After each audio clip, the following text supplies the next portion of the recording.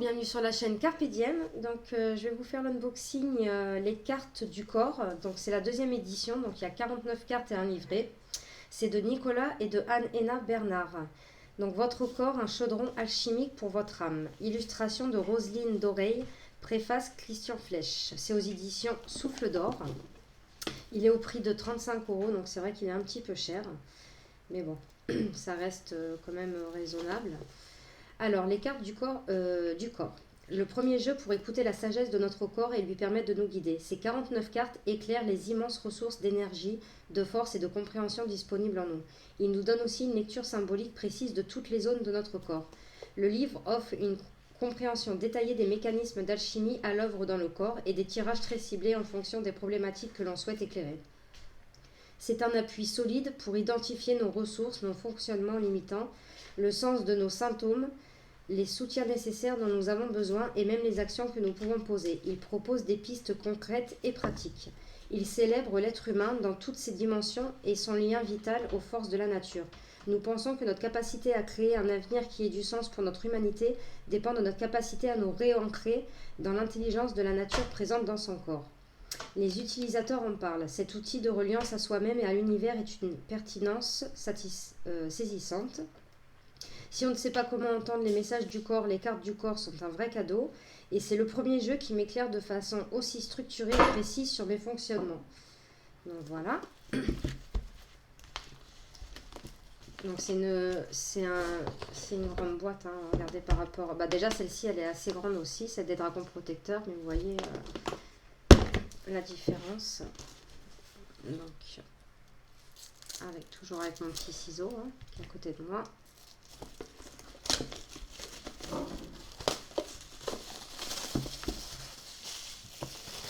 Donc la boîte est rigide. Hop. Donc on a les cartes qui arrivent comme ça. On a un petit pochon, c'est super sympa. Je ne savais pas, on a un petit pochon pour les mettre. Déjà c'est mieux ça que les trucs qu'ils nous mettent là. Les cartes elles restent coincées. Donc l'intérieur de la boîte elle est blanche, elle est normale. Hop. On a un livre. Donc il n'y a pas d'illustration. Donc le petit pochon, on dirait, il est en lin noir, en matière lin, on dirait. Donc pour mettre les cartes dedans. Donc je vais déjà quand même enlever ça.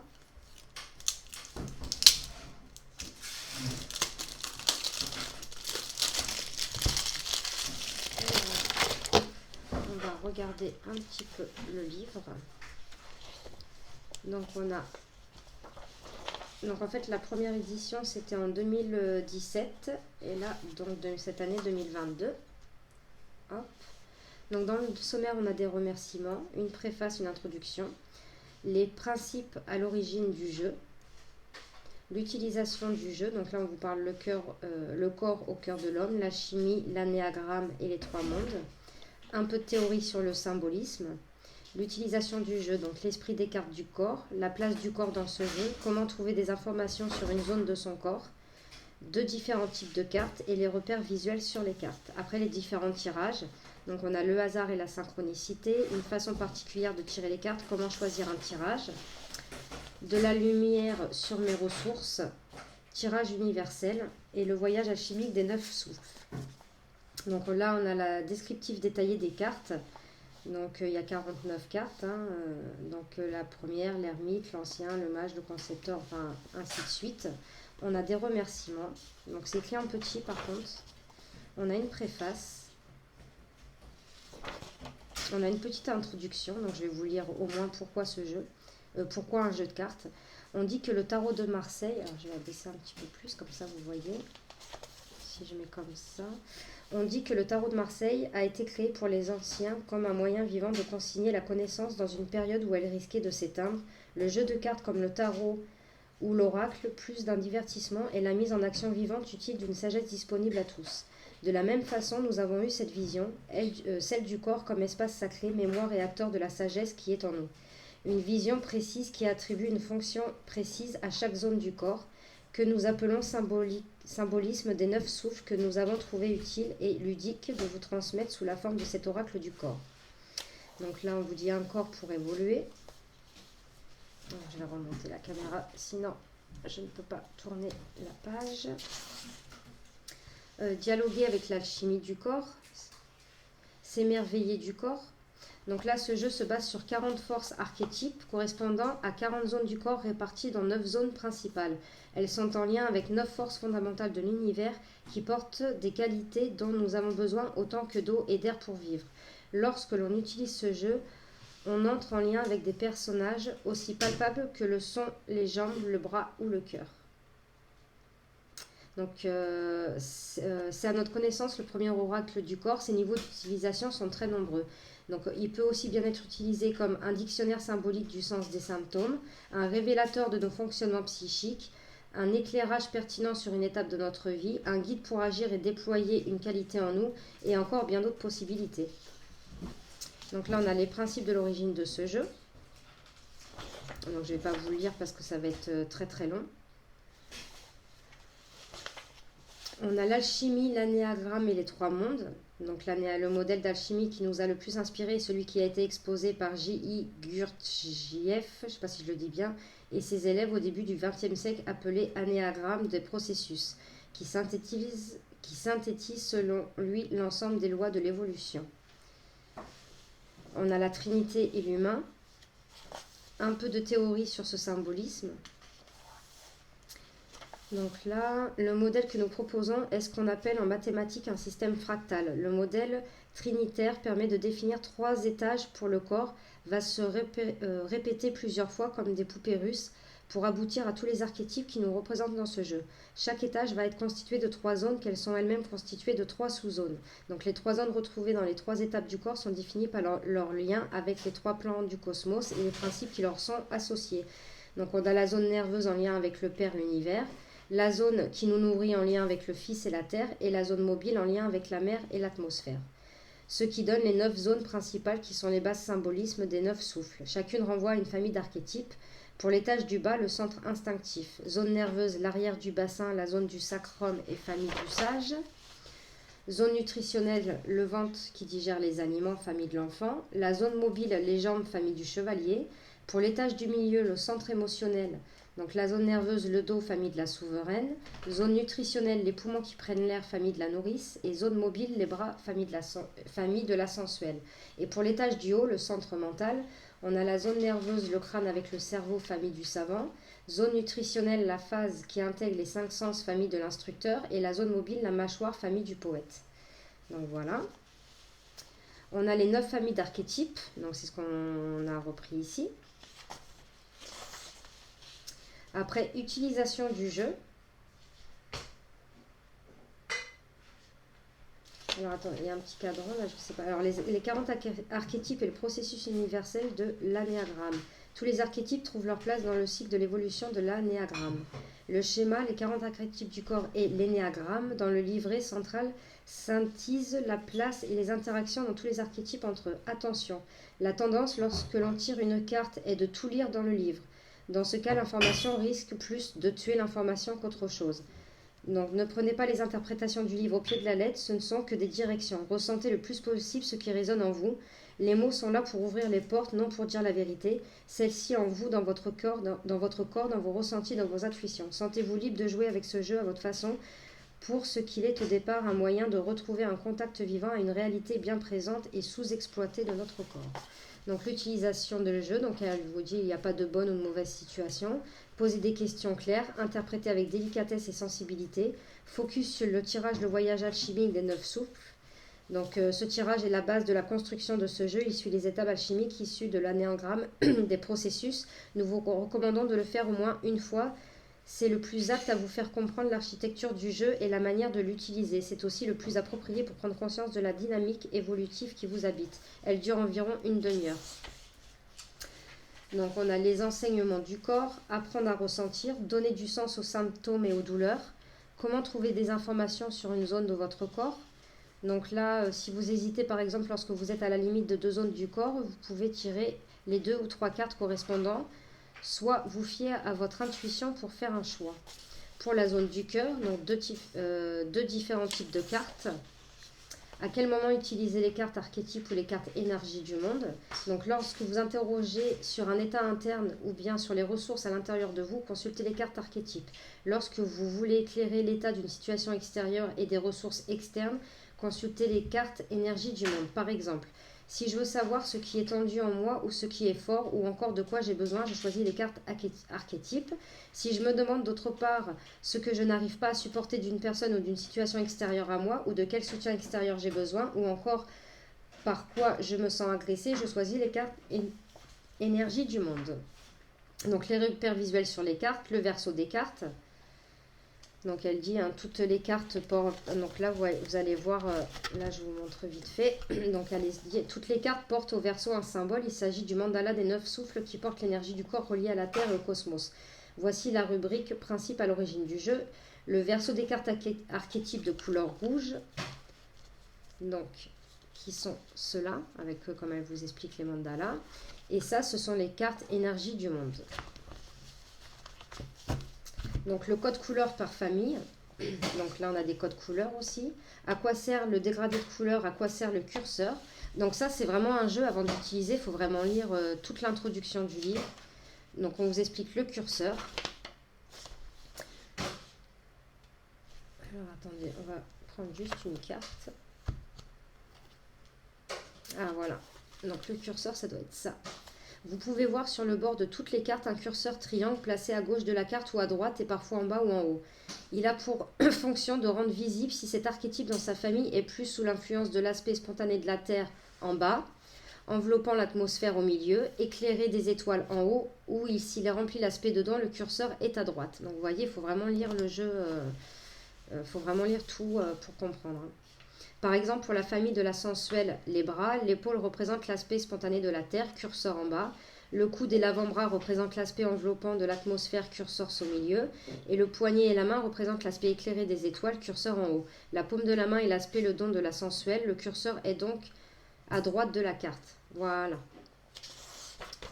Donc là, on vous rappelle. Curseur à droite, le témoin de l'Est. Curseur en bas, témoin du Sud. Témoin de l'Ouest et témoin du Nord. Les différents tirages, donc le hasard et la synchronicité, une façon particulière de tirer les cartes, comment choisir un tirage, de la lumière sur mes ressources, version courte à 3 cartes, version élargie à 5 cartes, tirage universel, donc quel moment utiliser les cartes archétypes version rouge ou les cartes énergie du monde version bleue, donc ça c'est ce qu'on a vu un petit peu avant, prendre en compte ou pas l'orientation de la carte, interpréter les cartes énergie du monde, interpréter les cartes archétypes. Et enfin, ce tirage universel, le voyage alchimique des 9 souffles, donc à 13 cartes. Donc on a l'introduction, la généralité. Tout d'abord, préparez-vous, l'envie, la limite, le contrôleur, la souffrance d'origine, le trésor enfoui, l'énergie dépensée et perdue, le besoin fondamental, la nouvelle ressource, l'évolution du contrôleur, l'évolution de la limite, le nouveau chemin, l'action à poser, le soutien extérieur. Donc voilà, ça c'est pour le gros tirage qu'elle conseille de faire au moins une fois. Et descriptif détaillé des cartes. Donc là, la première carte. Donc par contre, je trouve dommage de ne pas avoir fait l'illustration de la carte. C'est dommage. Parce que par contre, elles sont assez souples, mais elles ont l'air d'être quand même solides. C'est vrai que pour un jeu à 35 €, ça aurait été bien quand même d'avoir au moins l'illustration de la carte ou même en petit pour que ce soit plus vite à repérer. Donc là, on a, vous voyez, la carte numéro 1, l'ermite. Donc zone du coccyx qui est repris là. Et là, c'est connaître l'essentiel. Donc là, on a l'essentiel de la carte, les mots-clés, l'objet symbolique, le sens de l'archétype, l'ermite et l'anatomie, l'énergie de l'ermite, une pratique corporelle pour faire grandir la force de l'ermite. J'ai un symptôme, qu'est-ce que ça veut dire? Quand l'ermite sort dans votre tirage comme une ressource sur laquelle je peux m'appuyer, une difficulté ou un défi, une part précieuse ou vulnérable en moi, un besoin que je dois honorer, un conseil d'action à poser et un mode de protection qui m'enferme et me manipule. Donc c'est comme ça pour toutes les cartes. Donc on va aller voir pour les autres. Alors entre deux, vous voyez, on a l'anéagramme de processus. Vous voyez? Donc ça c'est intéressant. Hein, voilà, terre, atmosphère, univers. Donc là, on a la zone 1 du corps, la zone 2. Donc on a quand même des petits schémas. Les 40 archétypes et l'anéagramme. Le tirage alchimique des 9 souffles, donc c'est celui-ci. Le point 0, l'anéagramme des processus. Donc après, je voudrais voir la deuxième partie. C'est à partir de quelle carte?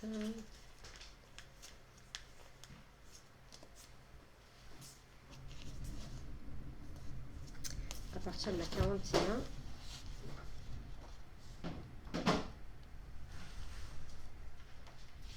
Donc là, ça c'est la deuxième partie des cartes. Donc alors attendez, que je retrouve comment elle les appelle.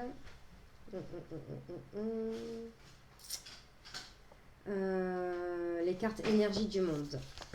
Donc énergie du monde d'en bas, donc pareil, l'essentiel, présentation symbolique, archétype en lien avec cette énergie, les mots-clés, l'énergie de la sagesse de la terre dans votre tirage, et état pervertir, carte à l'envers ou en réponse à la question d'une difficulté extérieure. Donc voilà, pour vraiment comprendre le système, il faut vraiment tout lire. Et là, du coup, on a une bibliographie des auteurs et des illustratrices. Donc Nicolas Bernard, Anne-Héna Bernard, donc je crois que c'est un couple, et Roselyne Doré, donc ça c'est l'illustratrice. Et donc voilà, il y a de la colle. Donc voilà. Donc voilà, là vous avez un tirage 3 cartes, mon défi, mon besoin, ma ressource, le tirage à une carte, le message du jour, et le grand tirage alchimique. Donc on va aller regarder les cartes. Donc je vais séparer les cartes, les archétypes et décidément la deuxième partie des cartes, j'ai du mal à retenir. Les énergies du monde. Donc là on va commencer par les archétypes. Hop. Donc je vous remonte le dos des cartes comme ceci. Donc les tranches sont blanches. Bon, ils vont rester comme ça me gêne pas. Je pense pas que je couperai le contour. Ceux-là, je vais les laisser comme ça me gêne pas trop. Enfin, je sais pas, je dis ça, mais s'il faut... Donc là, on a l'ermite, zone du coccyx. Donc connaître l'essentiel. L'ancien, se tenir sur son chemin de vie, zone du sacrum et de la vessie. Le mage, se manifester, zone de lombaire et bas serin. Bon, là, je vais vous lire que le titre de la carte, sinon ça va être long. Le concepteur, le jaillissement, le gourmand. Donc, vous voyez, on voit là quand même la partie, là, voilà, zone de l'intestin grêle, c'est représenté. Là, on voit l'estomac, le foie, le fier, le maturant. Donc, c'est vrai que les illustrations, c'est un petit peu spécial, mais bon, ça va, le fougueux, donc là, on voit bien la zone des hanches et des cuisses. Le protecteur, donc genoux et mollets. Le serviteur, donc là, on voit bien, cheville et pieds. Vous voyez, mais comment c'est bien fait, quoi. Ils n'ont pas mis que la partie du corps, du coup, ils intègrent une illustration avec, donc c'est plus sympa. Le jouisseur, donc vagin ou pénis. La régente, zone des lombaires hautes. La reine, zone des dorsales, donc on voit, mais c'est bien fait, elle est assise justement dessus. La stratège, zone des cervicales. Donc ça, c'est la représentation du livre, là, et de la boîte. La rayonnante, plexus solaire. La spontanée, haut du sternum et bronche. La généreuse, thorax et poumon. Elle est mignonne celle-là. La discernante, l'allaitante, donc les seins. La farouche, épaules et bras, donc on voit bien. La sociable, le coude et avant-bras. Donc vous avez vu, il y a aussi des couleurs par carte. La tisseuse, donc c'est ce qu'on disait, milieu, haut, bas, enfin voilà. Poignée et revers main. La passeuse. Témoin de l'Est. Donc ils sont là les petits trucs, les curseurs qu'elle nous disait. Cœur, oreillette gauche. Témoin du Sud. Cœur, ventricule gauche. Témoin de l'Ouest, cœur, oreillette droite. Témoin du Nord, cœur, ventricule droit. Le contemplatif. L'empathie. Milieu du crâne, cerveau limbique. Le mystique, haut du crâne, cerveau cortical. Le murmureur, oreille interne. Le débonnaire, mâchoire supérieure, organe de goût. L'intuitif, zone du nez, odorat. Le veilleur, zone des yeux, vision. L'enseigneur, gorge, corde vocale. Le fou, articulation, mâchoire. la barde, mâchoire inférieure, le maître, le menton, l'enlumineur, langue et lèvres. Donc là, on va passer aux cartes énergie du monde, je crois, si je ne me trompe pas. Donc sagesse de la terre, mémoire de la terre et cristaux, source de vie, force de jaillissement, geyser, puissance en mouvement, feu de la terre, volcanisme, axe du monde, force de verticalité, lien terre et ciel, amour inconditionnel, matrice, atmosphère, interconnexion, énergie du lien, relation, ordre universel, loi fondamentale, constellation, énergie du vide, paix, inspiration divine, spirale, mouvement, désastre. Alors là, je vais mélanger toutes les cartes. On va tirer une carte et aller lire ce qu'il y a dans le livre. Donc là, je vais mélanger les deux. Parce que si je vous lis un pour les archétypes et l'autre pour les énergies du monde, ça va être très très long. Déjà, là, j'en suis à 20 minutes.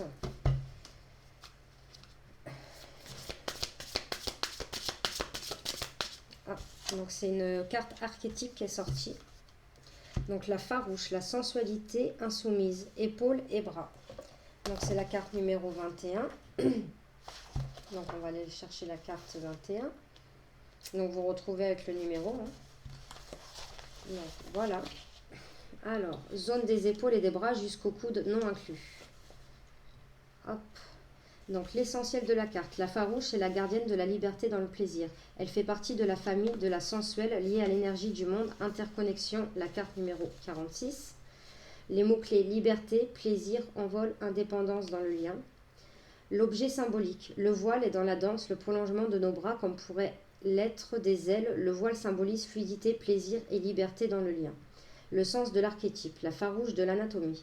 L'épaule et le bras de l'humain sont uniques dans le règne animal. Ils sont à la fois forts et incroyablement mobiles.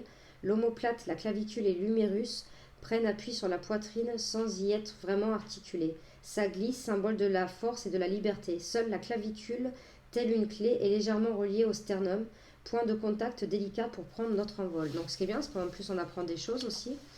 L'énergie de la farouche. La farouche est l'aspect spontané de la sensuelle. Elle initie depuis le centre un mouvement qui part du centre pour aller à la rencontre du monde. Elle est porteuse de liberté et suit son fil de plaisir. C'est la femme sauvage, sensuelle et inaliénable. Ce sont nos ailes qui nous portent à la fois souverain et tendre. La sensualité n'est pas sexuelle, c'est beaucoup plus innocent et féroce à la fois. Dans l'alchimie de notre être, la farouche est l'archétype qui emmène au contact de la réalité de ce monde incarné. Ce contact est l'étape indispensable pour transformer le plomb en or. Une pratique corporelle pour faire grandir la force de la farouche. Bien en appui sur vos pieds, le bassin libre ondule en entraînant votre axe. Les bras suivent librement cette ondulation, puis suivez une épaule dans tous ses mouvements et dans toutes les directions. Puis l'autre dont le mouvement peut être bien différent. Enfin, vos deux épaules dansent et entraînent vos bras et tout votre corps à la rencontre du bas, en direction de la terre, mais aussi des étoiles et de tout ce qu'il y a entre les deux. Vous sculptez avec plaisir votre lien à ces trois mondes. N'hésitez pas à vous mettre à faire des pompes. Être libre demande de la force physique comme psychique. Faites les séries en vous arrêtant dès que ça fait mal. Minimum 3 séries avec repos entre chaque série. Augmentez progressivement de jour en jour. Le matin, 21 jours minimum sur les genoux au début, puis sur les pieds et les mains. Les coudes vers le buste. J'ai un symptôme, qu'est-ce que ça veut dire? Par exemple, épaules gelées, capsulite, calcification. La farouche vous lance un appel, votre vie est trop étriquée. Vous mettez de côté votre besoin de liberté, vous vous adaptez aux envies des autres et du coup vous n'éprouvez plus de plaisir. Il semble être temps de changer et de retrouver vos ailes. Donc ça c'est si vous avez mal, donc ce que ça veut dire la carte en fait. Quand la farouche sort dans votre tirage comme une ressource sur laquelle je peux m'appuyer, alors, vous êtes quelqu'un d'indépendant, naturellement, vous ne faites pas de concessions sur votre liberté ou votre plaisir. On peut souvent vous le reprocher comme si c'était l'indifférence, mais ce n'est pas le cas. Dans votre cas, c'est une saine qualité qui ouvre les portes pour vous comme pour les autres. Une difficulté ou un défi, donc ça dépend les tirages que vous faites. Vous allez lire que le texte qui vous intéresse par rapport au tirage à la question que vous aurez posée. Alors, il vous est difficile d'investir votre espace, de vous sentir libre sans vous sentir en danger ou d'assumer ce qui vous fait plaisir. Du coup, la vie est contrainte, soumission. Contrainte, soumission. Aujourd'hui, vous êtes mis au défi de prendre votre envol, à sentir cet espace de liberté où on n'a de compte à rendre à personne. Une part précieuse ou vulnérable en moi. Vous avez au fond une âme indomptable, vous rêvez d'aventures, de joie partagées sans fixation émotionnelle, mais jusqu'à présent vous avez trouvé votre place au milieu des autres sans trop en prendre. À l'étroit mais en sécurité, il est temps de redéployer votre nature farouche. Un besoin que je dois honorer, donc si vous aviez tiré cette carte-là pour un besoin que vous devez honorer, vous avez besoin de vous sentir libre et légitime dans le plaisir, vous aspirez à un environnement qui ne remette pas cela en question et à être entouré de personnes qui sont elles-mêmes libres et qui prennent plaisir dans leur vie. Faites de ce besoin un guide. Et un conseil d'action à poser, la farouche nous rappelle que notre plaisir est sacré. Elle dit ne te soucie pas du regard des autres, fais tes choix, suis ton plaisir. Par exemple, offrez-vous chaque jour un temps dénué de toute contrainte. Elle peut être bon de fixer une durée afin de vous sentir complètement légitime de remplir ce temps comme bon vous semblera dans l'instant sans préméditation. Je sais pas si... Voilà. Et un mode de protection qui m'enferme et me manipule. Si la farouche a pris le contrôle en vous, vous vous reconnaîtrez dans le fait de défendre coûte que coûte votre aspiration à la liberté, quitte à vous marginaliser et vous enfermer dans des attitudes ou des modes de vie extrêmes. Vous savez prendre du plaisir seul, mais vous avez tendance à couper de cet élan initial vers l'autre. Votre aspiration au plaisir libre est devenue une idéologie dure pour les autres. Demandez-vous ce que cette façon d'être dissimule. Donc voilà pour l'oracle des cartes du corps de la deuxième édition aux éditions Souffle d'Or. Donc c'est un oracle, je pense qu'il faut s'approprier pour travailler avec. Je pense que c'est pas un travail qu'on fait comme ça vite fait. Dites-moi si vous l'avez et dites-moi en commentaire comment vous travaillez avec, ça m'intéresse beaucoup. Est-ce qu'il est compliqué? N'hésitez pas à mettre un petit pouce et à vous abonner. Moi je vous fais de gros bisous et je vous retrouve pour de prochaines vidéos. Merci.